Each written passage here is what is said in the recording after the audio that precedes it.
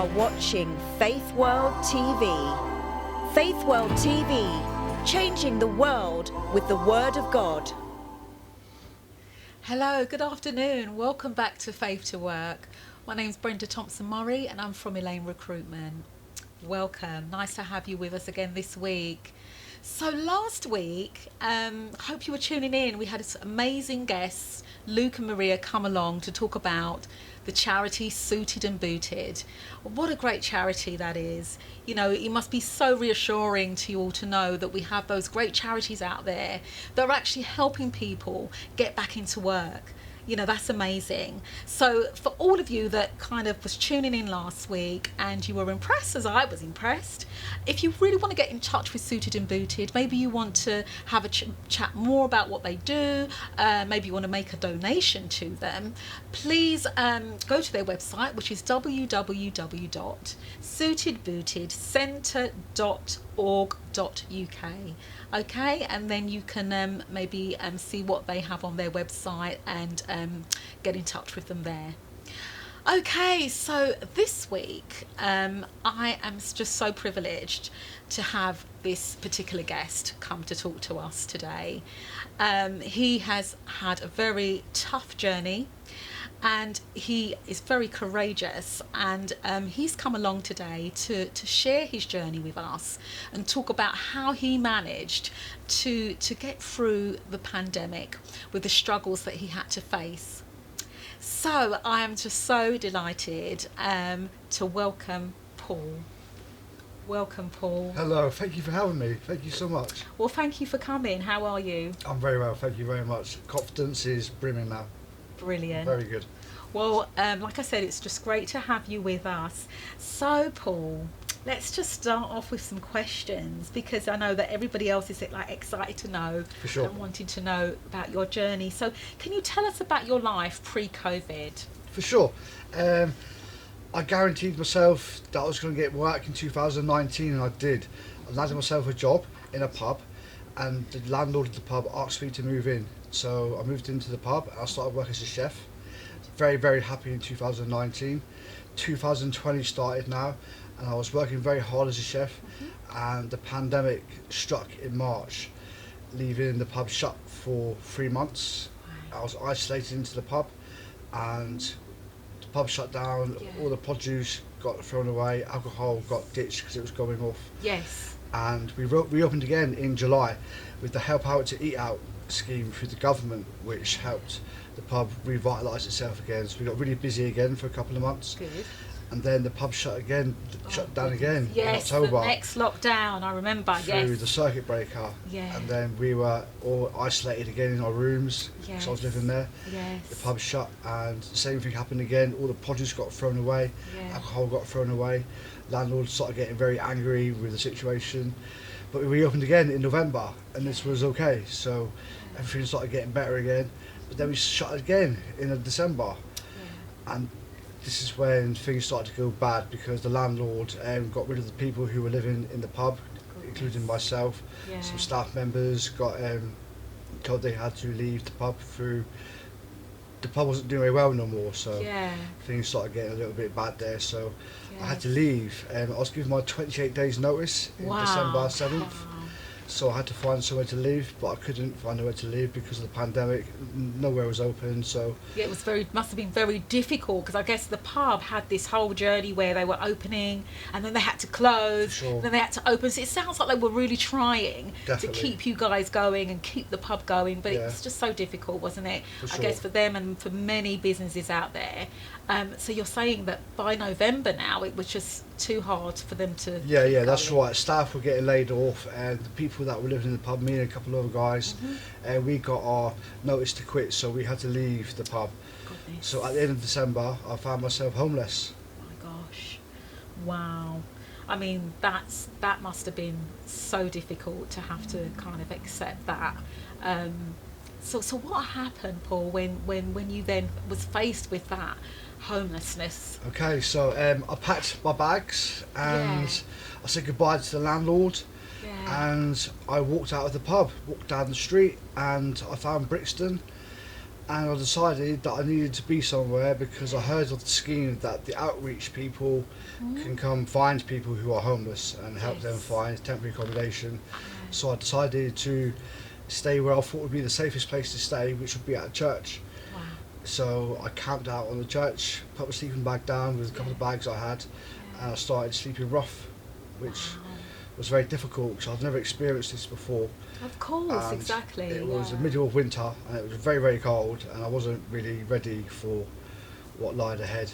I can imagine, Paul, that must have been so difficult to then lose all your livelihood. That's right. You know, you're there working, got somewhere to live, and now, you know, you don't have any of that. That's and right. it sounds like they just couldn't do anything more for you, so you just had to leave with your bags. That's right. What was going through your mind when you were walking down the road and you had to leave all of that, knowing that you didn't have anywhere to go? I don't think it really hit me straight away. I kind of thought that maybe it was a little bit of a break. I didn't think the situation of being homeless was going to be as hard as I imagined until the night started ticking through and it was getting colder and everywhere was shut because of the pandemic, so I wasn't able to do simple things like go to the bathroom or wash my hands or find anywhere warm enough to be. So the stairs of a church was where I chose to be, and unfortunately I interrupted lives of many homeless people that were there as well.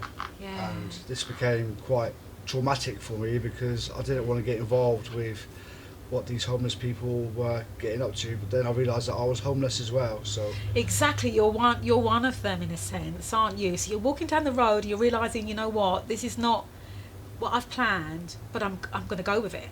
That's and right. You walk and you get to the church and you decide, well, actually, I'm going to be here. I'm going to stay here. And like you said, if these outreach people are kind of circling, maybe they'll see you there. That's going to be a good place for them to spot you. So that was a safe place for you. Yeah. However, you found that there were other people around there that. That's right, and the place where I was staying was a hot spot for a lot of drug activity, so the people from the outreach were kind of scared to come approach the church of the evening because of the situation with violence and drug abuse around the church. So even though I was staying there, I had to stay there to be found the following day because you've got to be there a couple of nights in a row to be homeless. So to qualify for that criteria to get the support. So after maybe a week had gone past now, a lot of people were approaching me, but I wasn't really getting a lot of help from no one, so I didn't really know what to do. It was beginning to snow. It was the end of December, start of January. It was very, very cold. And one night I heard my voice being shouted out from across the road, and it was an outreach person who had come to rescue you. That must have been a real kind of happy feeling to hear of someone. It was, to hear my voice being called out across the street. It was amazing. So I jumped up and I ran across the street with my bags, and I realised that it was an outreach person. And he told me that everyone was going to be okay, and he put a thermostat to my forehead to see how well I was, and it had reached 27 degrees. I was pneumonia was setting in and hypothermia, and I didn't realise that I contracted coronavirus from being on the street for the time I was. So so you didn't even realise that you were that sick? I didn't realise I was that ill. No. Paul, I just want to take you back to that point where you said that you were at the church and it just didn't feel very safe because there were people there, and were people offering you... Yes, on a nightly basis. There was people coming up to me, asking me for money, asking me if I wanted to do recreational things with them.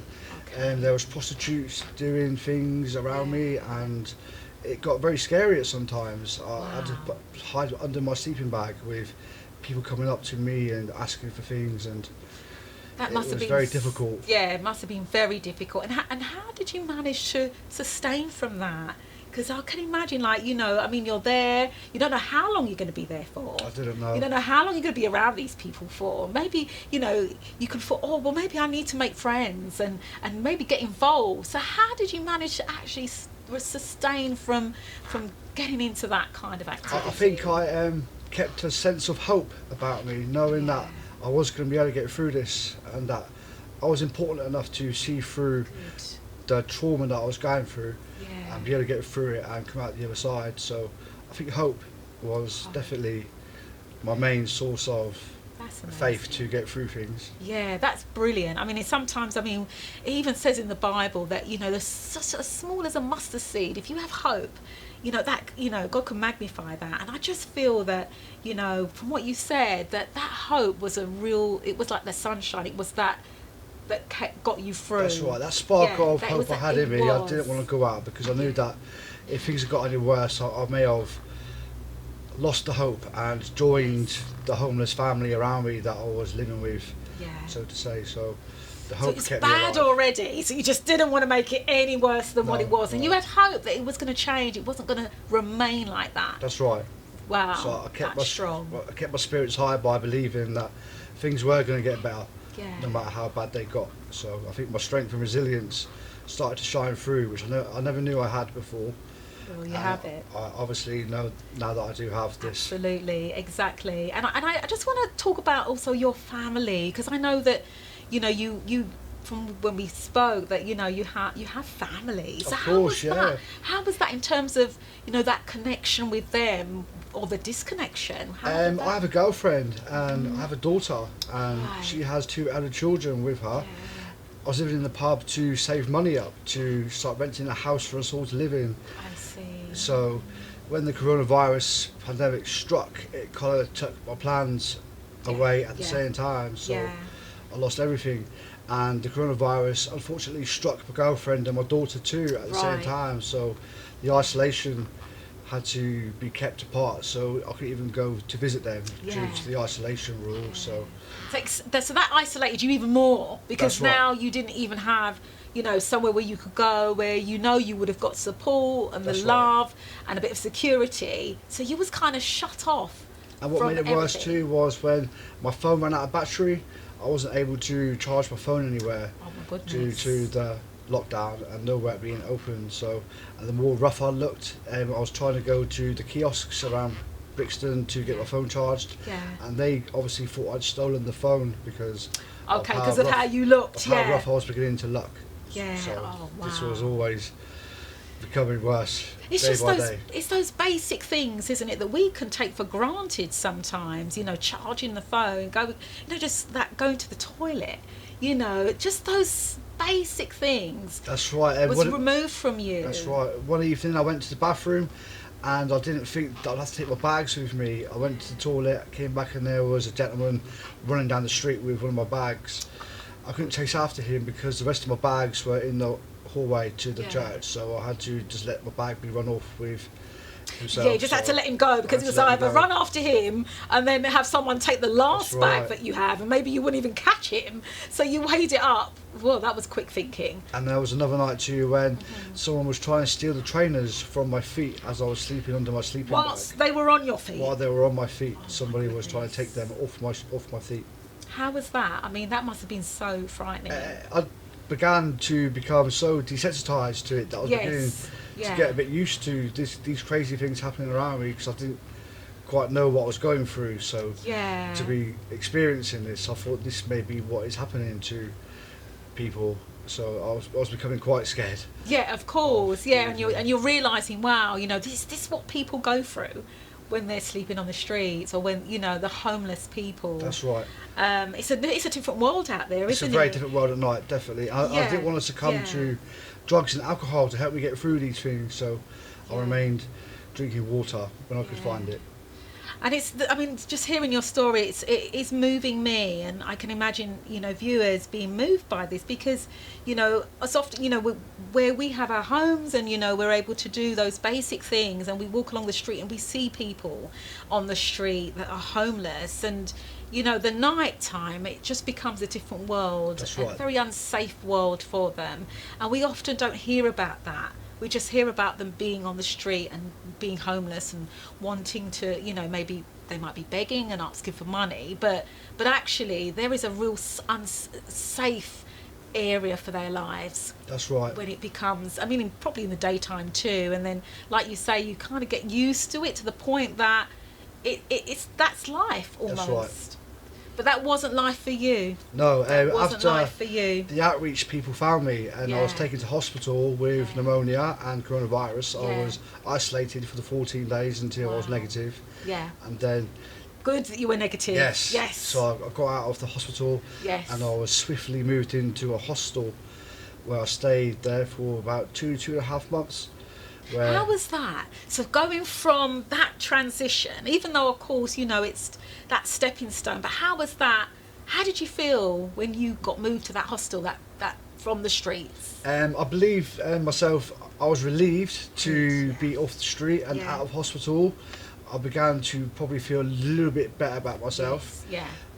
But there was many rules in the hostel, going Yeah. in and going out. There was a lot of people in there, a lot of domestic situations, a lot of Yeah. screaming and banging, and a lot of things that I didn't really want to be hearing or Sure. experiencing. So I used to Sure. just stay in my room, keep Yeah. the door shut, and just hope things would get better. Once again, using hope as my weapon to Using that to get hope, through. that hope's That's back right. there again. I love that, because I guess, you know, being moved into a hostel from the streets, I'd assume that those other people in the hostel, they're similar. They have that similar, That's right. coming from that similar world. course. So they're bringing that with them, aren't they? But now you have a room, you have a bit of a safety That's right. net where you can shut your door and you can say, right, well, but it must still have been difficult to hear it. To That's be right, able of to course. hear Yeah, it. to hear the shouting and screaming Yeah. over night time was quite disturbing. Yeah. But I was able to get a laptop, and I swiftly sorted out my benefit situation. Brilliant. Where then Wow. I was beginning to get a bit of money in now.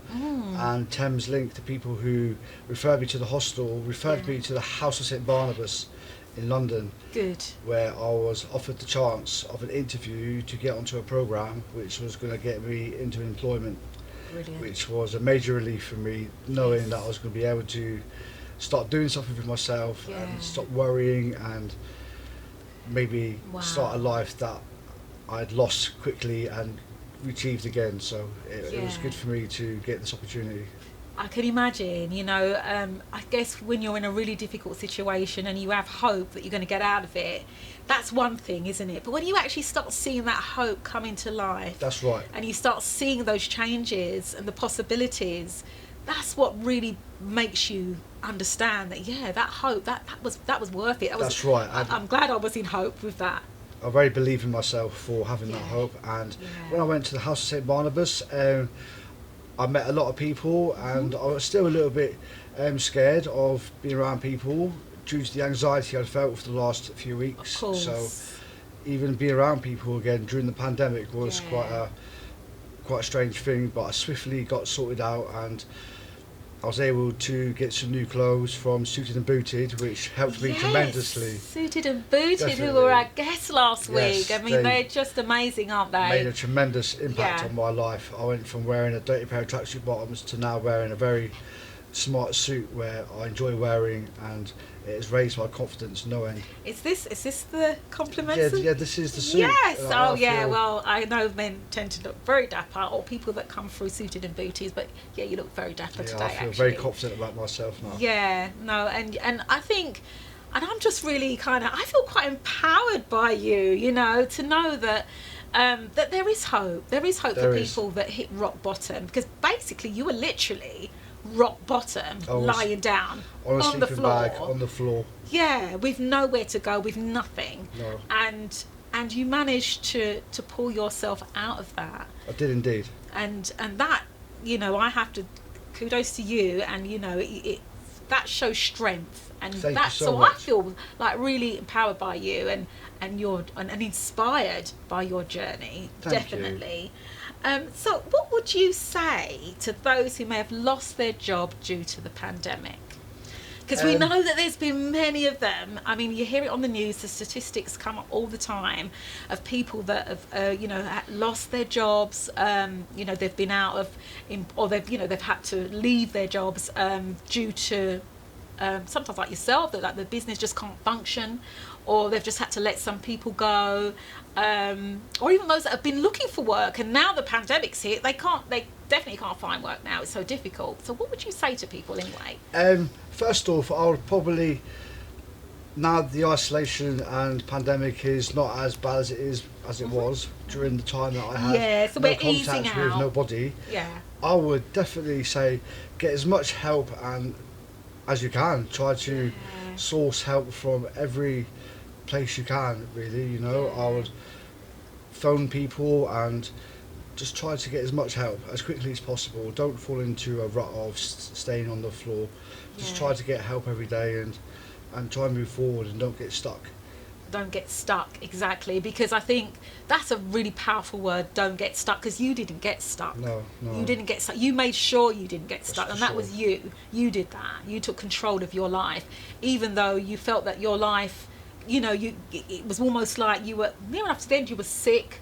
You know, you had pneumonia, which, you know, they, you know, caught you just in time. That's right. And you're here to tell that story, so I feel like you were meant to tell this story. I'm very honoured to be able to be sat here telling my story. It was a very rough period of my life. I don't ever want to go through it again.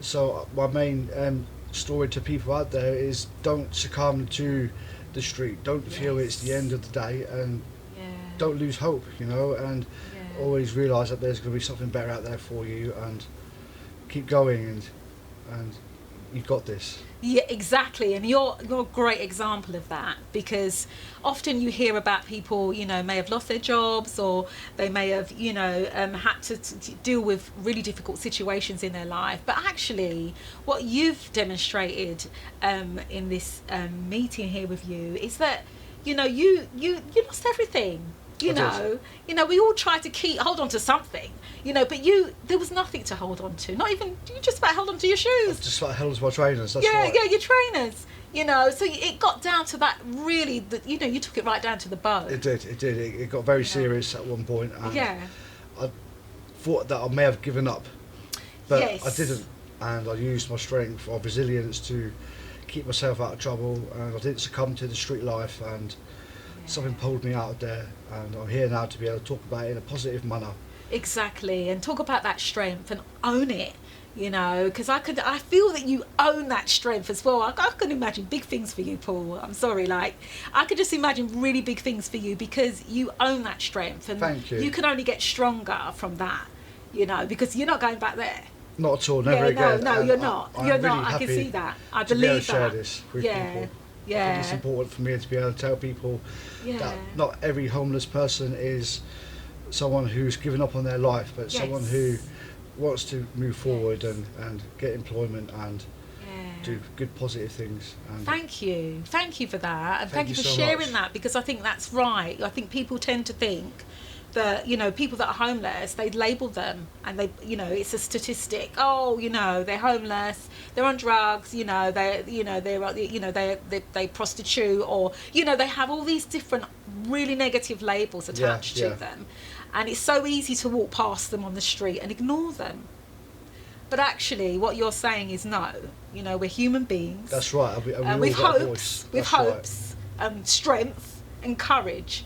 And we just need a chance. We need need people to take notice and acknowledge that we're there. Instead of walking past, maybe look down and say hello, and say hello, and communicate with your fellow human person, because exactly we are all the same, and we could all get in the same position. One paycheck away, you know, so your life could change in an instant. You never know what could happen.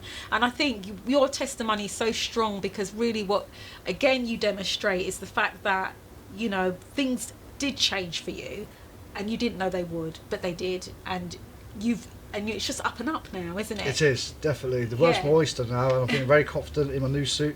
And then you've done the employment programme. How was it doing the employment programme? The employment programme was great. I was in a group of about 8 or 10 people, and we discussed our life in a way that I never have before. We shared things about ourselves, and there was workshops, even yoga sessions that I went to. Did you do yoga? I did yoga too. I did I love yoga. That's good. That was very funny, me doing yoga. Lots of very positive things, things that I had to think about of an evening.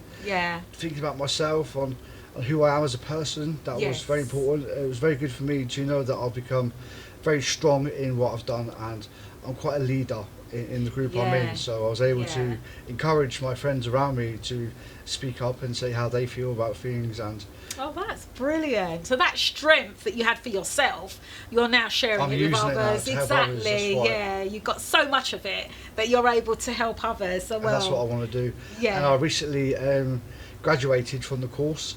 The course is finished now. Well done, so congratulations. I've graduated now, so my world is going up now. Yes. I'm going to get a job soon. Yeah. Everything's going to be great again. Yeah, and I can't see anything less than that. I think it's going to be great for you. Thank you so much. I want it to be great for you. I mean, so what's your hopes for the future? So, you know, you're really moving in a great direction now. And how's your girlfriend and your daughter? We're all happy how again are they? now. Everyone's Are they happy all again good? now. COVID free? Yes, everything's COVID free. My baby's back at school. Brilliant. My girlfriend's living her life normally again. Yeah. I'm getting myself sorted out. My dream is to get us all living together in a nice house somewhere. So to get out of my little temporary accommodation flat that I'm in and get us all together, COVID free, me working, happy family is definitely the dream. Good. And I'm going to achieve it. Yes, you are. I love that. I love the confidence. Yes, you are. Yes, I believe so. Wow, that's amazing. Thank you so much, Paul, for sharing your journey. Thank you. Thank you. Oh, wow. I hope that you guys were really moved as I've been moved by Paul's journey. Courageous, strong man. And, you know, we wish him all the best and we want him to really achieve those goals, get that beautiful home and, you know, live with his girlfriend and his daughter and just be happy and never really have to look back. But thank you guys for joining me. I hope that you were as inspired as me today with Paul's story. Just remember to keep putting your faith to work. Thank you. Goodbye till next week.